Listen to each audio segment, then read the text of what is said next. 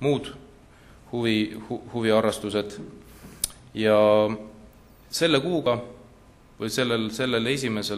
novembril me saime kooli enda haldusesse, tühja kooli, ja oleme hakanud sinna paigutama sportlasi, tantsijad, lauljad, ühesõnaga kõik, kes soovib MTÜ-si. Ja need tingimused MTÜ-dele on väga soodsad. Ehk siis see rendihind on naeruväärne, kroon, ruutmeeter ja kommunaalmaksed tulevad lisaks. Aga tulevikuplaan selle kooliga on siin. Et me hakkasime paralleelselt koostama eskiisprojekti, mis tegelikult me näeme, et sellisel suurel alal, seal on 2 kinnistut, kokku maht on 22 000 ruutu, see on suur maht, et sinna võiks kindlasti püstitada spordihuvikeskuse, mis peaks rahuldama kõike linnaosa elanikke, miks mitte ka teise linnaosa elanikke, ja see on jällegi see üks lubadus, mis ma aasta algus andsin, et tegeleda ka selle probleemiga. Kuu aja pärast on see eskiis juba valmis ja siis saab tutvustada seda ka detailsemalt. Aga kindlasti, nagu siit võite näha, et seal on staadioni pool, seal on majaosa ja ma arvan, et rakendust leiavad kõik alad. Ja lemmikteema, mis on praegu päris tihti olnud meedias, üks on Solnuki-turg ja teine on Kännu-Kuke-turg, mida me praegu ehitame. Minu teada on 20 aastat väidetud, et Solnuki-turgu ei ole võimalik korrale kutsuda. 20 aastat on väidetud, et Mustamäele ei ole võimalik ehitada mustamäelasele väärilik turg. Aga see protsess praegu käib. Me oleme poole aasta jooksul suutnud nii mõndagi ära teha. Esiteks me oleme suutnud Solnuki-turu probleemi lahendada või lahendame seda tasaviisi lammutatakse. Siin on isegi ära pildid mõningad, et kuidas viiakse üks kiosk ära, aga praeguse tänase seisuga, ütleme, see turg on ikkagi maa tasa tehtud. Ja jällegi see on, ütleme, meie teene. Lammutatud. Tehtud. Nii, ja uus turg, Mustamäe turg, Kännu-Kukke. Kopp läks maasse, nii. Eelmine reede. Alustame tehnovõrkudest, kanalisatsioon, elekter, vesi ja tasapisi edasi. Loodan, et kui kõik läheb hästi, järgmine aasta maikuus saate tulla Mustamäe turule ostma head ja paremat. Räägiks natuke asukohast. Miks selline asukoht valiti? Esiteks, Kännu-Kuke kvartal. Kui palju siin mustamäelasi on? Tõstke kätt. Näete, nii palju, tore. Siis te väga hästi teate, ja ma arvan ka ülejäänud tallinlased, et nõukogude ajal see Kännu-Kukk ikkagi oli, ütleme, keskus. Ja, kus te käisite tantsu löömas, restoranis, sellest räägivad ka minu vanemad. Ja iga mustamäelasse, ütleme, unistus või lootus oleks see, et ka see Kännu-Kukke kompleks, et sinna ka puhuks elu sisse. Ja igati loogiline, kui ma vaatan ja võtan kui ettevõtja, et kui me omalt poolt suudame luua sellise turu keskuse, see tähendab käivet, see tähendab inimeste voogu, siis ka eraettevõtja vaatab, et kindlasti oleks vaja seda ära kasutada ja ma loodan, et tulevikus see Kännu-Kukke kompleks äratatakse ka ellu. See oli nagu üks põhjus, miks me valisime selle koha. Teine põhjus loomulikult on Mustamäe keskus, süda. Ja transport on seal, ütleme, kõige paremal viisil saab sinna lähedale. Ja selle poolt olid ka meie linnaosa elanikud. Me tegime küsitluse. Meil tuli tagasiside 600 inimeselt, nendest 580 oli turu ehituse poolt just selles asukohas ja mõningad olid vastu, mis on ka loomulik. Aga ütleme, et kõik need põhjendused, miks nagu vastu oldi, on arvesse võetud meie poolt ja praegu käib projekteerimine vastavalt sellele, nende arvamustele ja nii, kuidas linnaosa elanikele parem on. Üks aga on ka selle turuga, et selle turu kiiremaks ehitamiseks me loovutasime, ütleme, sellise peatöövõtja staatusele Nõmme turule. Et sellest on ka mõnikord ajakirjanduses käib läbi, et kuskil Vakra linnaosa vanem, Nõmme linnaosa vanem võtab sõna. Just see on sellest tingitud, et me andsime selle turu Nõmme turu hallata. Sellest sellised seal kommentaarid ka. Nii, ja teiseks on see, et jõulud varsti tulemas. Mustamäe esmakordselt korraldab jõuluturu Männipargis. Üritus tuleb suur, ilus, ma loodan. Ja 14. detsembril, või on kuupäevad on täpsustamisel, saadetakse teile kutsed välja, et kõik paluks siis jõuluturule Mustamäele. Aitäh! Aitäh Lauri Laatsile ja nüüd te näete, kui oluline on, et me oleme koalitsioonis. Nii palju head on juhtunud Mustamäel, aga käed on juba püsti, kõigepealt Jaak ja siis Marju. Lauri, ma tahan küsida, ega Mustamäe turg ei ähvarda Kristiine turu saatus? Ei ähvarda, aga tänu Kristiine turu probleemidele on Mustamäe turg kindlasti praegu suurema luubi all ja see tähendab seda, et võib olla mõningaid komistuskive on ka seal. No, ütleme, et meil on juriidiliselt kõik korrektne. Marju. Palun võtta see Mustamäe kaart lahti ja ma tahaks küsida, et kuidas on praegu olukord Sütiste 17 lähedale või asemele selle suure tornmaja ehitamine selle metsatuka asemele. Vaat see metsatukk on väga eriline, sest seal on vaat see metsatukk on seal väga eriline, seal on olemas niisugused taimekooslusringid. Need on väga huvitavad ja oleks väga kahju, kui need sealt ära kaoksid.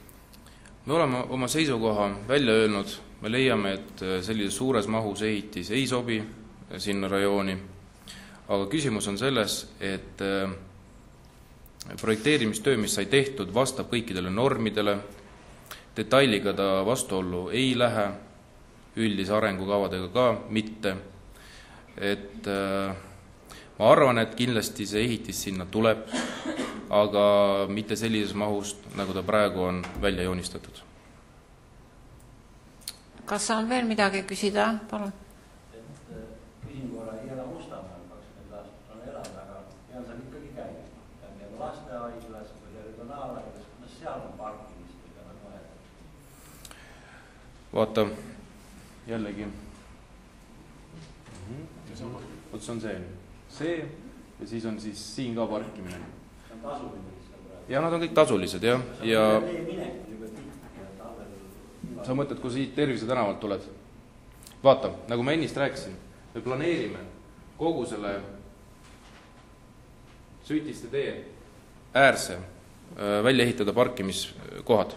See annab 200 parkimiskohta. See kindlasti parandab seda olukorda. Jah, tõesti, Tervise tänav siit maalt on ka autosid täis. Jah, siin on ka eraparkla, siin on eraparkla. Siia tahetakse uut parklat ehitada, parkimismaja. Ehk siis tegelikult haigla tegeleb sellega ja omalt poolt me aitame kaasa. Aitäh ja nüüd on küsimuste aeg läbi ja läheme edasi oma tänase päevaga. Ja nii, aitäh Laurile veel kord ja võib-olla Mart Meri teema Tallinna koalitsioonis STE mõistus ja tunded annab ka vastuse sellele, miks meid koalitsiooni võeti. Äkki meie poolt on mõistus ja tunded? Jah, ma ei tea, kas vastus tuleb. Tegelikult Lauri ettekanne oli väga huvitav, aga ma hea meelega võtaks selle Sütiste grilli siit praegu maha.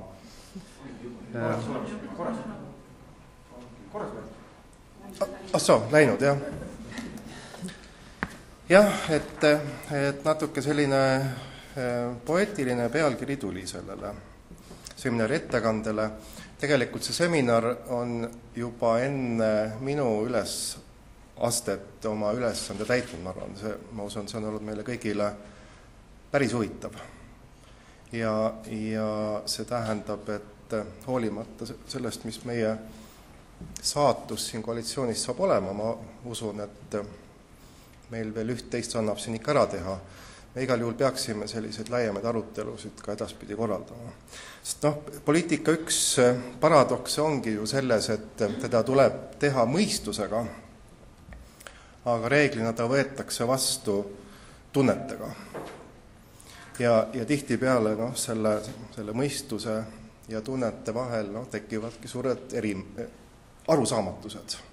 Ja me saame ilmselt oma enda viimase aasta kogemusest ka neid näiteid piisavalt tuua, kus me justkui tahame teha midagi mõistusega, see tunnetega lükatakse ümber või vastupidi, me teeme mõnda asja tunnetega oma parima tunde järele ja jälle väljastpoolt öeldakse, et kuulge, tulge mõistusele. Nii et see ongi selline see poliitika valdkonna selline jõnksulisus, mida me mõnikord tajume päris hästi, mõnikord võib-olla mitte piisavalt hästi. Me täna räägime siin ka rohkem isekeskis. Ma arvan, et igal juhul väga valdav enamus saalis olijatest on meie erakonna liikmed. Me saame isegi täna, kui me oleme siin ka omaette, saame teada väga palju huvitavat, sest et tegelikult nii Jaagu ettekanne oli väga hea ja ka Lauri ülevaade Mustamäe tegemistest oli väga hea. Me isegi, ma usun, et paljud meist olid üllatunud, et need ettekanded nii sisukad olid. See tähendab, et me ka ise ei tea, mida me oleme Tallinnas saavutanud. Ja kartan, et veel vähem tajutakse seda siis väljaspool meie erakonda. Et kui tulla selle Andres Anvelti pisut ulaka paavsti loo juurde, et ta tundis ennast Rooma paavstina, kelle käest küsitakse homoabielu kohta, siis mulle tundub, et paavst pilgutaks silmi ja küsiks, kas on tegemist paariga. Et tihtipeale väljaspoole tundub, et Tallinnas on võimul üks erakond. Seda ma olen tajunud seda eri kandi pealt selle aasta jooksul ikka päris palju. Ma olen Nõmmelt pärit, seal võib-olla võeti eriti valuliselt seda meie koalitsiooni minekut. Kas tunnetega või mõistusega, see polegi esialgu oluline. Aga ma ka nüüd, ka veel eile tegin sellist väga lihtsakoolist küsitlust oma naabritega, siis natuke ka selliste inimestega, kes puutuvad kokku politoloogiaga, küsisin, et kuidas siis tundub see, mis paistab välja. Ja paraku see häda on, et ei paista välja. Nii et see on ilmselt see meie kõige olulisem ülesanne praegu oma saavutused niimoodi välja mängida, et seostataks meiega. See ei ole see on üsna keeruline. Ja kui me nüüd sellest esimesest aastast niimoodi ettepoole vaatame, siis kõige suurem rõhk, mulle tundub, tulebki panna ikkagi selle kommunikatsiooni peale. Meil hetkel on erakordselt hea positsioon. Kui me mõtleme, kui võtta puhtalt mõistusega, et me vahetame välja oma abilinnapea ja see annab meile justkui sellise uue hüppelaua hakata süstemaatiliselt suhtlema ka vene meediaga, ka venekeelse elanikkonnaga, ükskõik siis mis ka nende etniline taust on. Ma ei ole tähele pannud, kas meie erakonna kontor, kui süstemaatiliselt ta üldse Eesti vene meediat monitoorib. Meile tulevad listi küll Eesti ajakirjanduse ülevaated. Võib-olla ma lihtsalt ei ole tähele pannud, aga mulle tundub, et vene meediaga me eriti süstemaatiliselt ei tegele. Hetkel on väga hea positsioon just nimelt Vadimi tööle asumisega seoses see suund ette võtta.